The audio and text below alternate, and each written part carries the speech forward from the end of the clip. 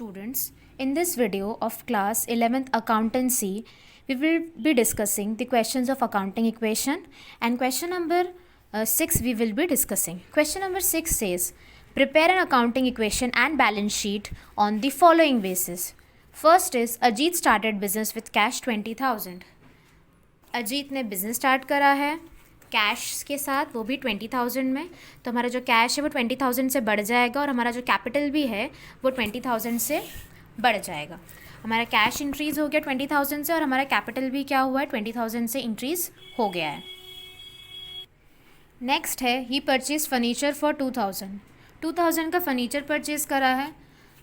तो अब ये फर्नीचर उसने परचेज़ करा है, यहाँ पर कैश मेंशन नहीं है, तो हम क्या मानेंगे इससे कि ये जो फर्नीचर है ये हमने कैश में ही परचेज़ करा. तो कैश हमारा 2,000 से कम हो जाएगा और हमारा एसेट साइड में फ़र्नीचर जो है वो 2,000 से इसका एडिशन हो गया.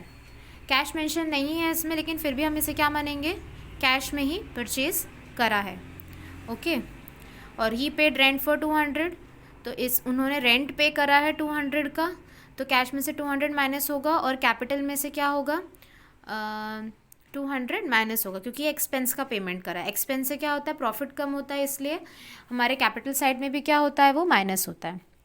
फिर नेक्स्ट है, he purchase goods on credit for 3,000. Credit पे गुड्स खरीदे 3,000 पे, इसका मतलब क्या हुआ, हमारा स्टॉक 3,000 से बढ़ जाएगा और हमारे क्रेडिटर्स लाइबिलिटी में वो भी 3,000 से बढ़ जाएंगे.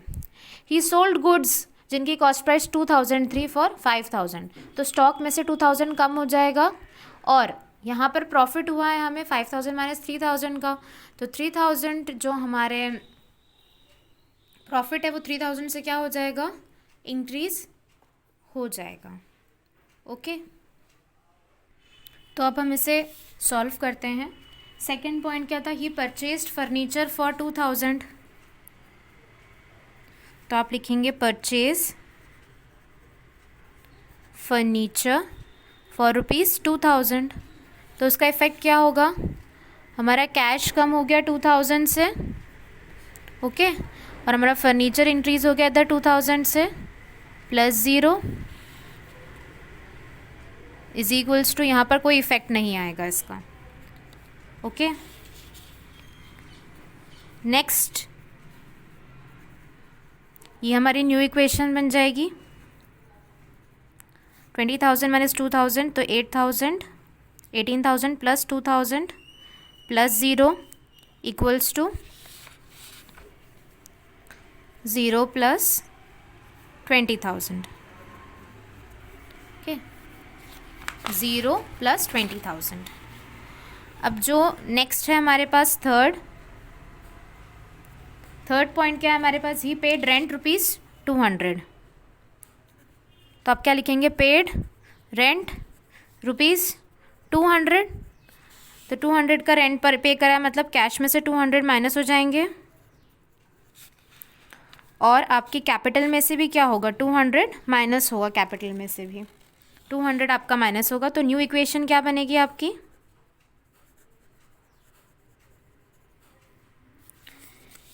न्यू इक्वेशन आपकी बनेगी 17,800 plus 2,000 is equals to 0 plus 19,800. अब आपका जो फोर्थ पॉइंट है वो है, he purchase goods on credit for ₹3,000. Purchase goods on credit for ₹3,000.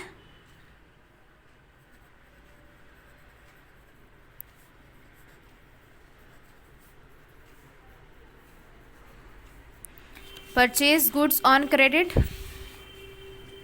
कितने का है, परचेज गुड्स ऑन क्रेडिट हमारे पास परचेज गुड्स ऑन क्रेडिट है 3,000 का, तो हमारा स्टॉक कितने से बढ़ेगा, 3,000 से बढ़ेगा और हमने उधार पे लिया है इसलिए हमारे जो क्रेडिटर्स है वो 3,000 से बढ़ जाएंगे. ओके. प्लस कैपिटल पे इसका कोई इफेक्ट नहीं आएगा. अब यहाँ पर आपकी क्या आएगी, न्यू इक्वेशन. तो यहाँ पर न्यू इक्वेशन 7,800 प्लस का है 2,000 प्लस का 3,000 इज इक्वल्स टू 3,000 प्लस का 19,800।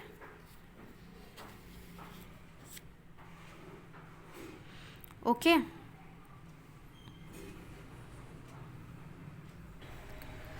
अब आपका जो फिफ्थ पॉइंट है, जो लास्ट पॉइंट है, वो क्या था? He sold goods of cost price 2,000 for 5,000 in cash. Sales of goods costing ₹2,000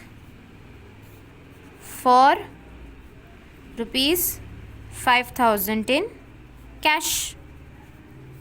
okay, तो हमारे जो गुड्स हैं 2,000 के, वो यहाँ पर से क्या हो जाएंगे? लेस हो जाएंगे। जो हमारे गुड्स हैं वो लेस होंगे। 0 + 0, फर्नीचर भी 0, कैश भी रहेगा। जो गुड्स है वो 2,000 से लेस होंगे। और बाकी सब यहाँ पर क्या हो रहा है? प्रॉफिट हो रहा है 5,000 माइनस 2,000, तो 3,000 का यहाँ क्या हो रहा है? प्रॉफिट तो ऐड होता है कैपिटल में, कैपिटल में प्रॉफिट ऐड होता है। ओके, तो 3,000 का प्रॉफिट क्या हो जाएगा? ऐड हो जाएगा। अब यहाँ पर कैश में सेल हुआ तो हमारा कैश भी तो बढ़ा है 5,000 का। ओके, तो यहाँ पर जहाँ पर मैंने 0 लिखा है, इसको मैं क्या करूँगी? 5,000 करना है यहाँ पर। ठीक है, यहाँ पर लिखना है 5,000 प्लस 0 माइनस 2,000 और ये इफ़ेक्ट। अब इससे हमारी न्यू इक्वेशन आ जाएगी, जो हमारा ऑटोमेटिकली हमारा क्या होगा? आंसर होगा। सेल्स हुआ है ना कैश में, तो क्या होगा? कैश हमारा 5,000 से बढ़ जाएगा। हमारा जो स्टॉक है गुड्स का 2,000 से कम हो जाएगा और हमें प्रॉफिट हुआ है। ठीक है, तो वो कैपिटल में प्रॉफिट का अमाउंट इंक्रीज हो जाएगा। तो हमारा कैश कितना हो गया है? 17,800 प्लस 5,000 तो 22,800, ये हमारा कैश का अमाउंट है। प्लस हमारा फर्नीचर का अमाउंट 2,000 है। प्लस हमारा स्टॉक का अमाउंट भी कितना हो गया है? 3,000 माइनस 2,000 दैट इज़ 1,000 स्टॉक का अमाउंट हो गया है। हमारे क्रेडिटर्स कितने के हैं? 3,000 के हैं। और हमारा कैपिटल कितने का है? 22,800 का। तो ये आपका आंसर आ गया है। अब हम करते हैं क्वेश्चन नंबर 7। क्वेश्चन नंबर 7 देखिए आप। Prepare accounting equation from the following. Started business with cash 1 lakh, purchase goods for cash 20,000 and credit 30,000। Cash से बिजनेस स्टार्ट करा तो कैश 1 लाख से इंक्रीज़ होगा, कैपिटल 1 लाख से इंक्रीज़ होगा। गुड्स हमने परचेज़ करे कैश में, तो हमारा कैश 20,000 से कम होगा, लेकिन स्टॉक वाला पोर्शन 20,000 से ऐड हो जाएगा। इधर हमने क्रेडिट पे ख़रीदा है, तो हमारा स्टॉक वाला पोर्शन 20,000 से ऐड हो जाएगा और हमारा क्रेडिटर्स वाला साइड इंक्रीज़ हो जाएगा। सोल्ड गुड्स फॉर कैश, ठीक है, sold goods for cash costing 10,000। जिन गुड्स की कॉस्ट 10,000 की थी, तो जो 10,000 से हमारा गुड्स वाला जो पोर्शन है, स्टॉक वाला पोर्शन, वो कम हो जाएगा।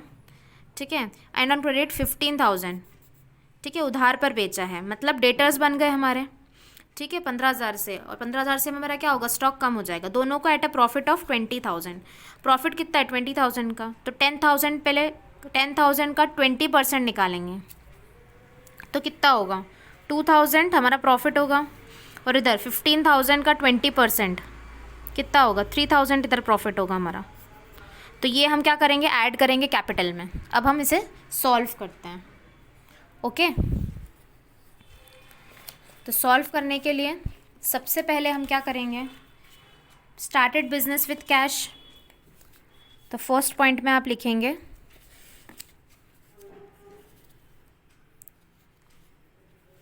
Started business with cash.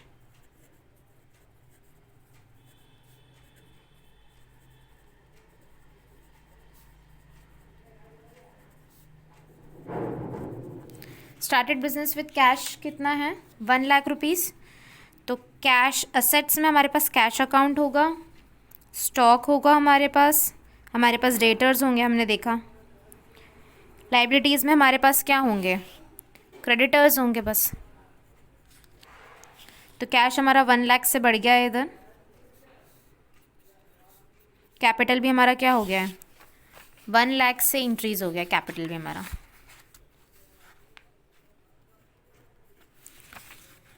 फिर नेक्स्ट इक्वेशन क्या कह रही है, purchase goods for cash and on credit.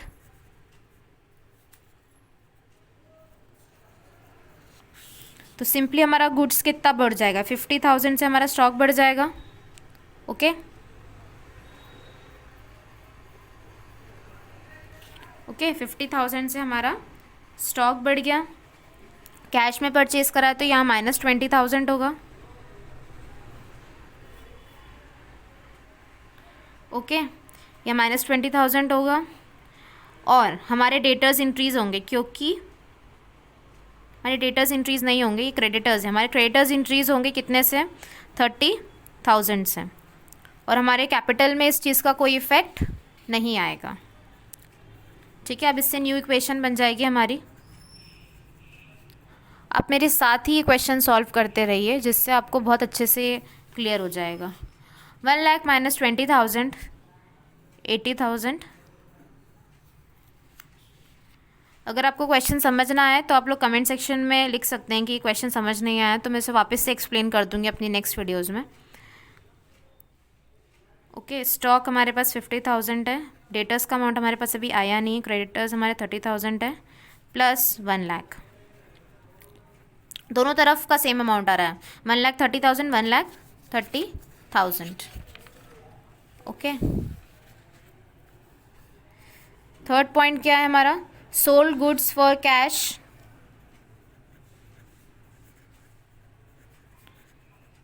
Sold goods for cash ₹10,000 and credit ₹15,000 at a profit of 20%। हमने पहले 20% का प्रॉफिट भी कैलकुलेट कर लिया था। तो गुड्स कम हुए हैं कितने से, 25,000 से हमारा स्टॉक क्या हो जाएगा, कम हो जाएगा। अब यहाँ हमने कैश में सेल्स करी है तो हमारे पास कैश कितना आया होगा, प्रॉफिट इंक्लूड करके कैश आएगा। तो 10,000 प्लस 2,000 तो कितना कैश आया होगा, 12,000 का कैश आया होगा मेरे पास। बाकी मैंने प्रॉफिट पे बेचा 15,000 वाले, तो वो मेरे डेटर्स हैं क्योंकि मेरे को कैश नहीं मिला उसका। तो 15,000 प्लस 3,000 मुझे कितना मिला होगा, यहाँ पर 18,000 हमारे डेटर्स बन गए।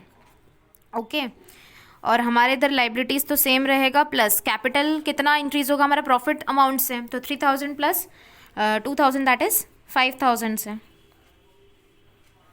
अब हम हमारी न्यू इक्वेशन, मतलब ये हमारा सोल्यूशन हो गया इस क्वेश्चन का। न्यू इक्वेशन क्या होगी,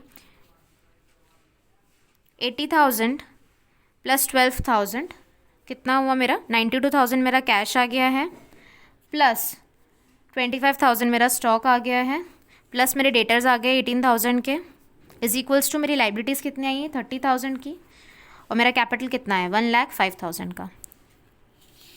ओके तो आप ये देख सकते हैं इसका सम कितना हुआ 135,000 प्लस इसका सम 92 प्लस 25 117 प्लस 18 128,135। तो ये दोनों का सम क्या हो गया, बराबर हो गया, हमारी इक्वेशन बैलेंस हो गई। ठीक है, इसी के साथ हमारा क्वेश्चन नंबर 7 भी सॉल्व हो गया है। I hope that through this video you have understood how to solve question number 6 and question number 7 of accounting equation chapter. Thank you.